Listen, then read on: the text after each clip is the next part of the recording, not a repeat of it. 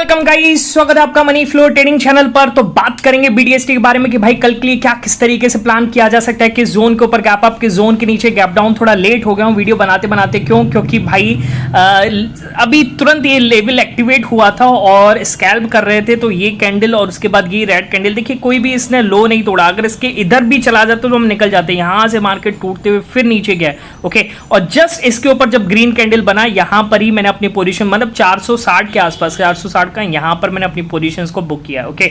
चलिए, तो सारी चीज डिस्कस करेंगे क्या किस तरीके से। आज लर्निंग चैनल का डिस्कशन था, मार्केट ने किस तरीके से हमें रिवॉर्ड किया, वैसे खास तो नहीं किया। बाकी मैं पिक्स भी दिखाऊंगा कहां पे किस तरीके से हमने स्कैल्पिंग बनाई है, ओके। चलिए, तो वीडियो स्टार्ट करने से पहले अगर आप मेरे चैनल पर नए हैं तो सबसे पहले तो चैनल को सब्सक्राइब कर लीजिए, साथ के साथ बेल आइकन को प्रेस कर दीजिए, जिससे you will never miss the update. जो भी वीडियो मैं अपलोड करूंगा आप तुरंत जाकर देख सकते हैं, अपनी स्ट्रैटेजी बना सकते हैं। एक चीज याद रखिएगा, अगर आप मेरे व्यू पे प्लान करें तो आपको पता होना चाहिए I am not SEBI registered, मैं सेबी रजिस्टर्ड नहीं हूं। तो प्लान करने से पहले अपने फाइनेंशियल एडवाइजर से एडवाइस जरूर कर लीजिएगा। बाकी अगर आप देख रहे हैं, सीख रहे हैं, समझ रहे हैं तो बहुत ही इंपॉर्टेंट वीडियोस आपको मिलते रहेंगे, तो प्लीज अपना प्यार बनाए रखिए। चलिए, अब आते हैं फटाफट से क्या किस तरीके से हमने इसमें प्लान करना चाहिए, ठीक है। तो सबसे पहले तो आज हमने क्या प्लान किया, ओके। तो अब मैं आपको लेवल नहीं दिखा पाऊंगा क्योंकि मेरे को फिर उसको एडिट करना पड़ेगा, काफी ज्यादा टाइम हो जाएगा। मतलब उसको पिक को क्रॉप करके फिर लगाना, फिर सारी चीजें देखना, उसमें मुझे काफी टाइम लग जाएगा। तो मैं वो चीज नहीं करना चाह रहा हूं, ओके। मैं फटाफट से आपको दिखा रहा हूं कहां पर किस तरीके से हमने स्कैल्पिंग करी है। तो राइट हैंड साइड पर वो पिक दिख रहा होगा, 24,500 का कॉल हमने लिया था और 24,500 का कॉल हमने यहां पर लिया था जब मार्केट में ये वाला, ठीक है, ये, हाँ, यहाँ पर हमने प्लान किया था, देख रहे हो आप, ये हमने प्लान किया था लगभग 24,570 आसपास। ये जब कैंडल बनी थी 70 के ऊपर बैठे थे और मार्केट ने इस कैंडल पे, ये देखिए क्या है ना, वोलेटाइल मार्केट है तो एक बड़ी बड़ी कैंडल बनी और उसी में आपको अच्छा मूव मिल जा रहा है। तो ये जो आपको कैंडल दिख रही है ये लगभग है तो कितने पॉइंट की है, ये 15 पॉइंट की, ठीक है। पर इसने ऑप्शन में 20 पॉइंट का मूव दिया, ओके। सॉरी, इस कैंडल की बात कर रहे हैं, ठीक है। तो इसी कैंडल की बात कर रहे हैं, ओके। तो थोड़ा सा मैं आपको बता दूं कि कहने का मतलब ये है कि आज हमने स्कैल्पिंग ज्यादा किया है, कोई पोजिशनल ट्रेड नहीं पकड़ा है, ओके। आप ये सोचें कि भाई ये हमने ट्रेड पकड़ा, नहीं पकड़ पाए क्योंकि उस समय कोई डेटा क्रिएट नहीं हो रहा था।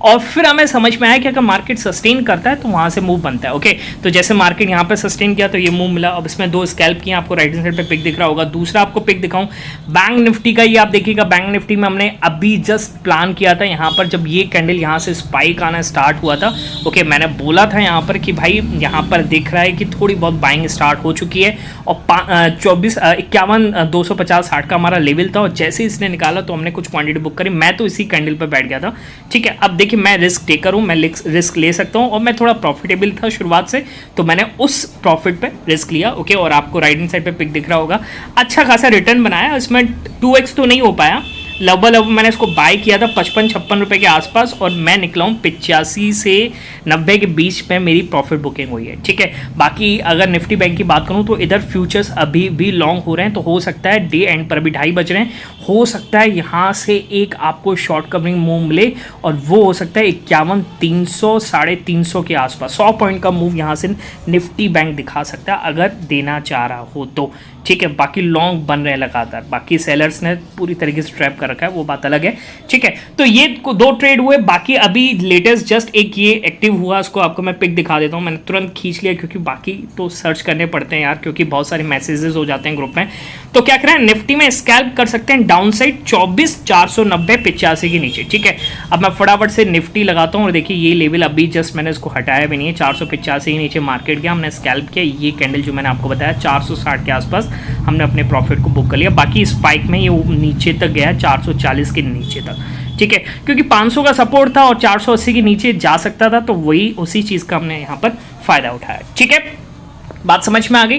तो अगर आप भी सीखना चाहते हैं, समझना चाहते हैं तो सेंटिमेंट्स लेवल को समझ सकते हैं आप मेरे टेलीग्राम पर आकर के, ठीक है। और वो चीज़ कैसे करनी है, आपको टेलीग्राम चैनल ज्वाइन करना पड़ेगा और वो चीज़ आपको करनी है डिस्क्रिप्शन से जाके, सिर्फ डिस्क्रिप्शन से जाकर के ज्वाइन कीजिएगा, उधर सर्च मत कीजिएगा क्योंकि बहुत सारे फेक चैनल्स अवेलेबल है।